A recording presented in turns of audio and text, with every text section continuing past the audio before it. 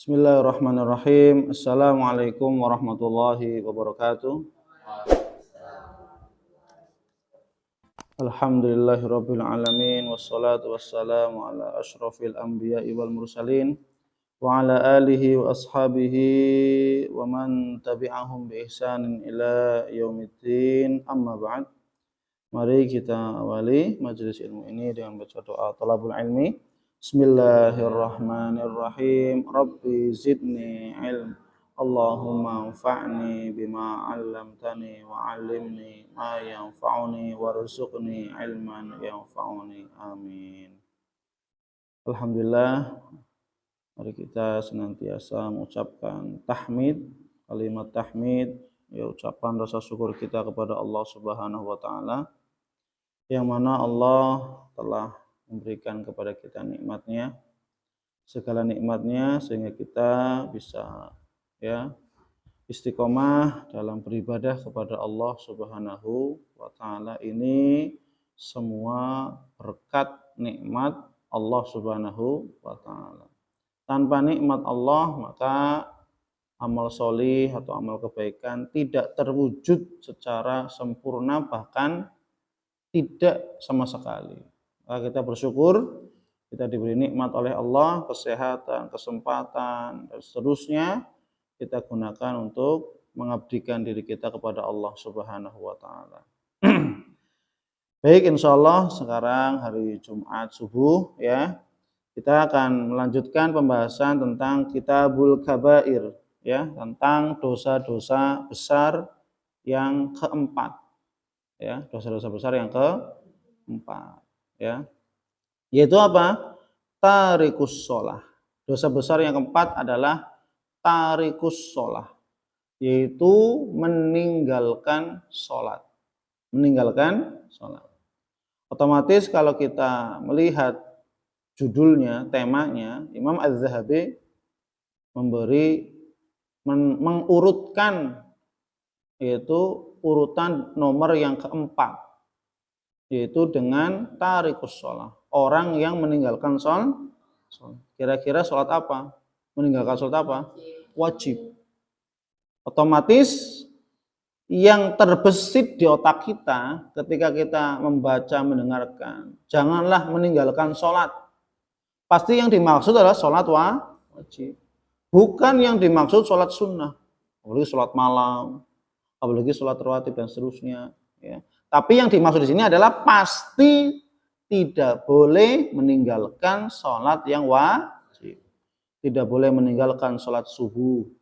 Tidak boleh meninggalkan sholat zuhur. Tidak boleh meninggalkan sholat asar. Tidak boleh meninggalkan sholat maghrib. Ya, dan tidak boleh meninggalkan sholat isya. Tidak boleh sama sekali. Ya. Dan orang-orang yang meninggalkan sholat wajib, gitu ya, mereka telah melakukan perbuatan dosa besar. Ya. Orang-orang yang sengaja maupun tidak sengaja karena malas atau karena apa saja, ya, meninggalkan sholat wajib 5 waktu ini, subuh, zuhur, asar, maghrib, isya, maka apa? Dia telah berbuat dosa besar. Apalagi ketika dia itu memang tidak sholat, sehari-harinya tidak sholat, nggak pernah sholat, tidak pernah sholat subuh dan seterusnya, 5 waktu, meninggalkan sholat, maka dia adalah disebut pelaku dosa besar. Naudzubillah. Pelaku dosa, orang meninggalkan satu sholat wajib saja ini dosa besar, apalagi rutin meninggalkan, maka naudzubillah min dzalik. Ya, maka Allah Subhanahu wa taala memberikan ancamannya di dalam Al-Quran, dan Rasulullah SAW pun juga memberikan ancamannya, dan ini sangat dahsyat, mengerikan sekali.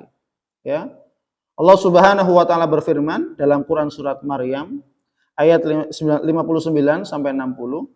Allah mengatakan, fa khalafa min ba'dihim khalfun adha'us shalah wattaba'us syahawat fasawfa yalqawna ghayya illa man taba wa amina wa amana wa amila shalihan faulaika yadkhulunal jannah dan seterusnya. Wala yudlamuna syai'an. Maka datanglah sesudah mereka khalfun, generasi para penerus ya atau pengganti, adha'us shalah, pengganti yang jelek. Jadi akan datang masa di mana manusia akan digantikan dengan manusia-manusia yang meninggalkan sholat. Maka kita lihat manusia pada zaman Nabi Muhammad, para sahabat mereka tidak ada satupun yang meninggalkan sholat. Bahkan orang munafik saja ikut sholat di belakang Nabi. Orang munafik. Cuma kan menampakkan keislamannya. Padahal hatinya Orang munafik saja ikut sholat. Di belakang Nabi Muhammad SAW itu Abdullah bin Sabah. Dan sahabat, apalagi yang beriman, sahabat tidak sedikit pun, satu pun meninggalkan sholat berjamaah. Meninggalkan sholat. Semuanya berganti hari terus. Ya, sampai sekarang lihat banyak orang-orang yang meninggalkan.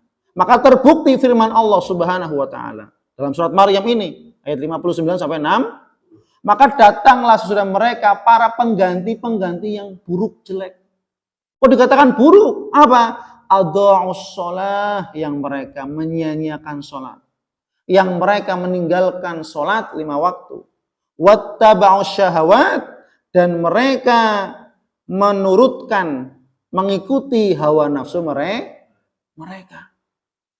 Fasawfa yalqawna ghayya, maka mereka kelak akan menemui kesesatan, atau dalam riwayat ghayya itu adalah suatu lembah yang berada di neraka jahanam. Artinya apa? Orang-orang yang mereka sengaja maupun malas tidak sholat, berbuat dosa besar, pelaku dosa besar, mengikuti hawa nafsunya, dan akan diazab oleh Allah dengan kesesatan di dunia, dan di neraka itu apa? Di lembah, namanya lembah Ghoi. Itu suatu lembah yang berada di neraka jahanam.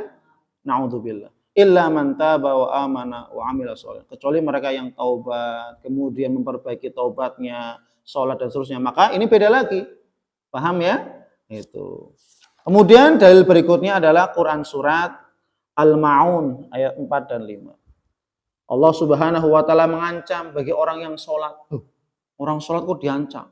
Iya, apalagi yang tidak sholat. Yang sholat saja diancam.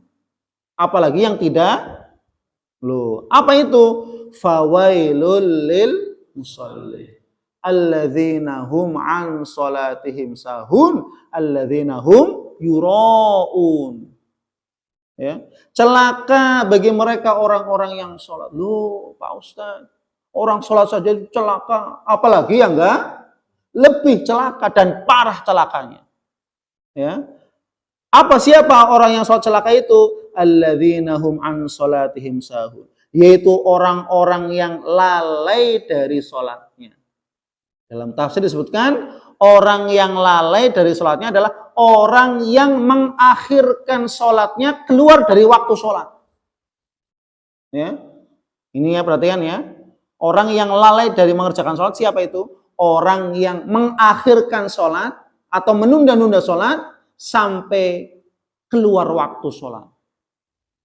Ya, datang waktu sholat, ya, subuh itu kan dari waktu terbitnya fajar sampai terbitnya mata. Nantilah, masih ngantuk, nantilah. Kemudian ketika matahari sudah terbit, berarti kan sudah batasan waktu sholat subuh sudah selesai. Kemudian sholatnya jam 7, ya, sudah telat.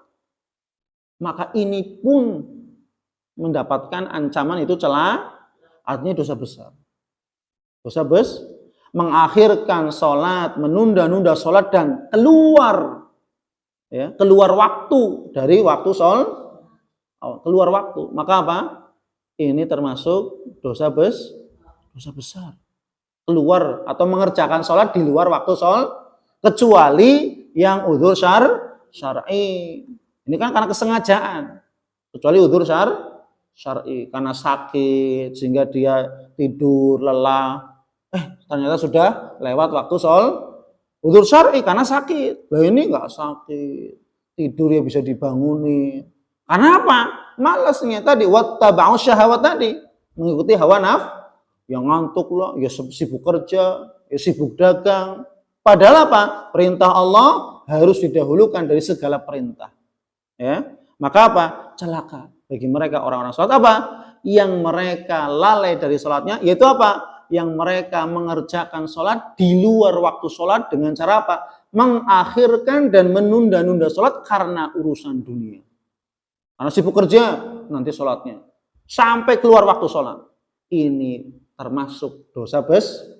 Meskipun nanti dia sholat, tapi di luar waktu sholat, yang tidak udzur syar'i maksudnya, karena sibuk kerja, maka dia termasuk telah berbuat dosa besar di sini. Ya. Kemudian apa? Dalil yang berikutnya adalah surat Al-Mudaththir. Ayat yang ke-42 sampai 43. Allah mengatakan, "Ma salakakum fi saqar? Qalu lam nakum minal musallin."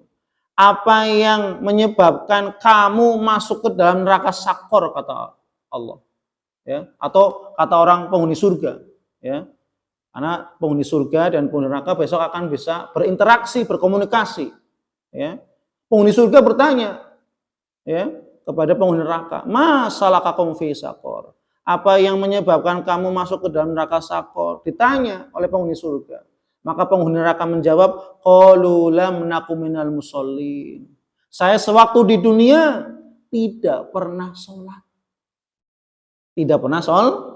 Atau saya sewaktu di dunia sholatnya sembarangan, sholatnya bolong, seenaknya Maka apa? Ini adalah ya perbuatan dosa besar yang diancam oleh Allah Subhanahu wa taala dengan neraka sakor. Neraka sakor. Nauzubillah min dzalik. Ya. Kemudian dalil dari hadis Rasulullah SAW. Rasulullah SAW bersabda, "Al-ahdul ladzi bainana wa bainahum as-shalah, faman tarakaha faqad kafara." Ya. Barang siapa, ya, perjanjian atau yang menjadi pembeda antara kita dengan mereka, orang-orang kafir, orang-orang musyrik adalah apa? Salat. Yang menjadi pembeda antara muslim dengan kafir apa? Salat. Faman tarakaha faqad kafara. Barang siapa dia meninggalkan salat, faqad kafara, maka dia telah kafir. Ya, kafir di sini ada dua pengertian. Kafir yang keluar dari agama Islam, ya. Yang kedua adalah kafir secara pengamalan. Jasadnya, tubuhnya masih muslim, tapi ya mengingkari atau kafir secara pengamal. Artinya apa? Saya nggak mau sholat. Saya yakin sholat itu wajib, tapi saya nggak mau sholat. Nah, ini namanya kafir amali. Orang yang mengingkari dengan amalan. Gitu ya. Dan ini juga dosa besar, tidak boleh. Dosa besar. Ya, itu. Kemudian apa? Hadis Rasulullah SAW juga mengatakan, bainal abdi wa bainasyirki tarkus shalah.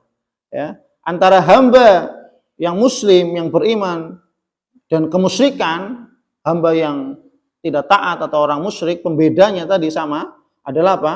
Dari meninggalkan sholat. Orang yang mengerjakan sholat, dia muslim, beriman. Orang yang meninggalkan sholat, maka dia tadi perilakunya seperti orang-orang kafir. Kenapa? Karena orang kafir nggak ada yang sholat, ya nggak? Orang kafir nggak ada yang ruku, sujud. Karena ibadah mereka tidak ada ruku dan sujud, ya. Tapi apa? Yang menjadi pembeda di sini tadi sholat. Maka disamakan perilakunya. Tapi kalau seandainya terus-menerus khawatir, ya, di dalam hatinya ada kekufuran. Yang ini sangat bahaya untuk dirinya di hadapan Allah Subhanahu wa taala besok di akhirat. Makanya kita harus hati-hati menjaga, ya.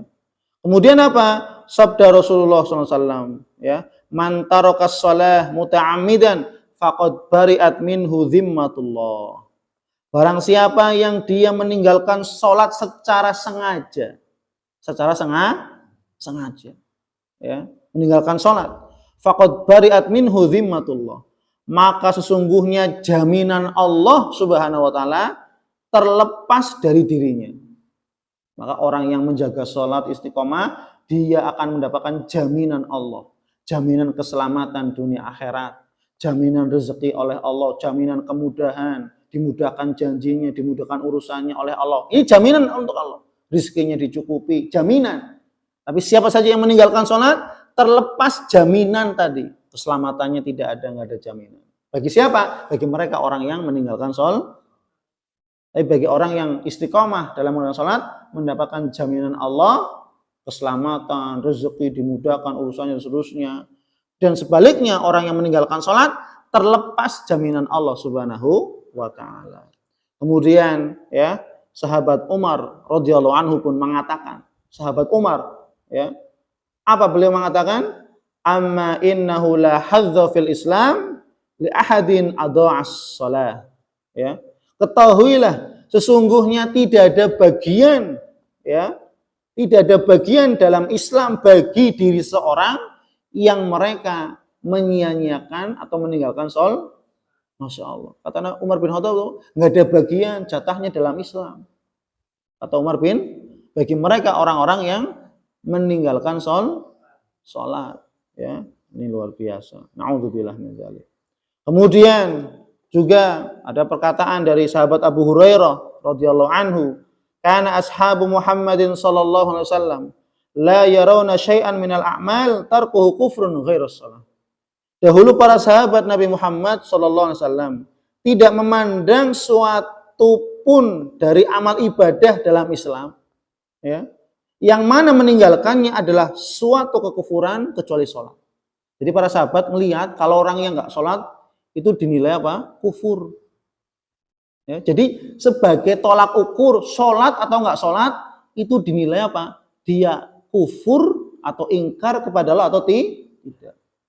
Meskipun misalkan dia nggak zakat atau dia nggak ini, tapi ukuran sholat itu menjadi tolak ukur para sahabat. Oh kalau dia sholat, oh berarti dia masih iman, masih ada iman.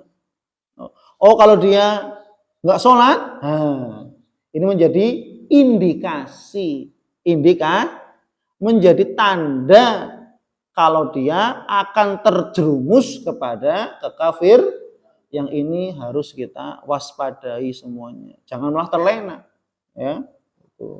Dan sholat apa para santri, para hamba Allah, ya? Sholat adalah amalan yang akan pertama kali dihisab oleh Allah Subhanahu wa ta'ala.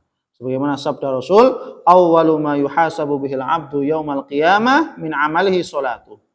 Amalan yang akan pertama kali dihisab, ditanya oleh Allah adalah perkara sholatnya. Ya, perkara sholat pada hari kiamat.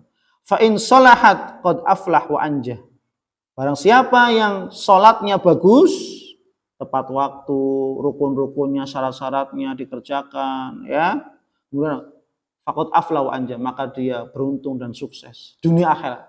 Diberikan kesuksesan dunia akhir orang yang istiqomah dalam sholatnya. Ya. Sebaliknya wa in fasadat, kalau sholatnya rusak, sholatnya seenaknya sendiri, sholatnya bolong-bolong, ya, mengerjakannya buru-buru, tergesa-gesa, cepat, ya, dan seterusnya. Apalagi sampai nggak sholat, ya, sholat meninggalkan sholat, maka apa? Faqad khaba wa khasira, maka dia orang yang rugi dan celaka di dunia dan akhirat, ya.